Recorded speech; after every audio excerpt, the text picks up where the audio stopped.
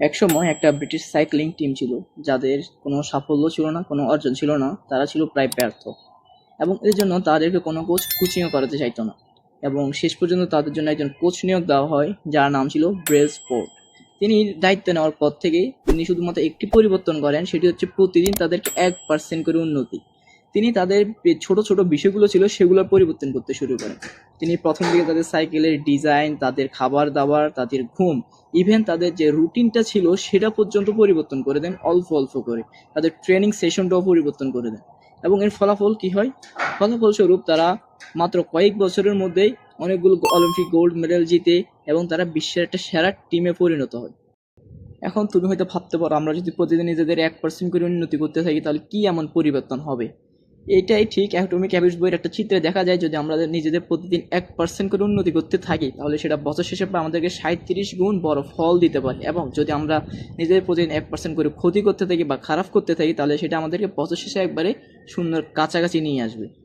Atomic habits বইয়ের learnings number 2 হলো, আমরা সবাই সিস্টেমে নয় লক্ষ্যে ফোকাস করি বেশি।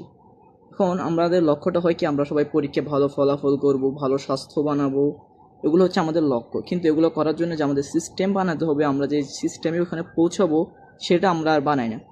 সুতরাং আমরা কী করি, শুধু লক্ষ্যের মধ্যে স্টাক হয়ে বসে থাকি। এখন ধরো দুজনের লক্ষ্য হলো তারা পরীক্ষায় প্রথম হবে। একজন হচ্ছে যে কি শুধু লক্ষ্যটা নির্ধারণ করে রাখছে সে প্রথম হবে, এবং অন্যজন সেটার জন্য একটা সিস্টেম বানাই দিছে। সে প্রতিদিন একটা রুটিন করে পড়তেছে, সে একটা ডেইলি রুটিন বানাইছে, টু ডু লিস্ট করতেছে, সিলেবাস অনুযায়ী পড়তেছে, সিলেবাসটা শেষ করতেছে। তাহলে এখানে প্রথম হওয়ার সম্ভাবনাটা কার বেশি? অবশ্যই যে লক্ষ্য নেওয়ার লক্ষ্য নির্ধারণ করার পাশাপাশি সে সিস্টেমটা বানাই নিছে সে এখানে সফল হবে। অবশ্যই লক্ষ্য থাকাটা ভালো, কিন্তু শুধু লক্ষ্যে ফোকাস করলে কিছু বড় বড় সমস্যা তৈরি হয়। যেমন উইনার্স আর লুজার্স দুজনেরই কিন্তু লক্ষ্য একই, তারা দুজনেই ভালো করতে চায়, দুজনে জিততে চায়। তাই লক্ষ্য তোমাকে আলাদা করবে না, যেটা আলাদা করবে সেটা হলো সিস্টেম। এবং লক্ষ্যের মাধ্যমে যে অর্জনটা হয় সেটা হয় সাময়িক পরিবর্তন।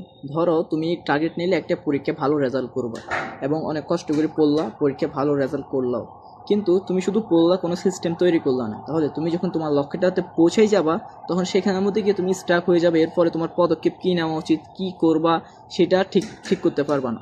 এজন্য তুমি আবার কি করবা, সেই আগের রূপে ফিরে যেতে থাকবা এবং আবার আগের মতো হয়ে যাবা। তাই লক্ষ্য নয়, সিস্টেমটাই ঠিক করতে হবে। এবং লক্ষ্য অর্জনের পরে কী হয়, লক্ষ্য অর্জনের পরে আমাদের মোটিভেশন আবার কমে যায়। আমরা অনেকেই মনে করি আমাদের তো লক্ষ্য পূর্ণ হয়ে গেছে, তাহলে আমাদের কাজ শেষ, আমরা চেষ্টা কমিয়ে দিই। ফলে কী হয়, ফলে আবার আমরা ধীরে ধীরে পূর্বের জায়গায় ফিরে যেতে থাকি এবং আমরা আবার আগের মতো হয়ে যাই। কিন্তু যদি আমাদের একটা শক্ত একটা সিস্টেম থাকতো তাহলে আমাদের উন্নতিটা কি অব্যাহত থাকতো, আমরা প্রতিনিয়ত উন্নতি করতে পারতাম। তো যদি ভিডিওটি ভালো লেগে থাকে তাহলে অবশ্যই চ্যানেলটিকে সাবস্ক্রাইব এবং পেজটিকে ফলো করে দিবেন।